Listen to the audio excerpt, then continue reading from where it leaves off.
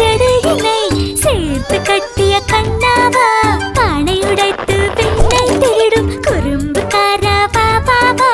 சின்ன சின்ன பாதங்கள் எடுத்து வைத்து முன்னே வா, கூடை நிறைய நெய் முறுக்கு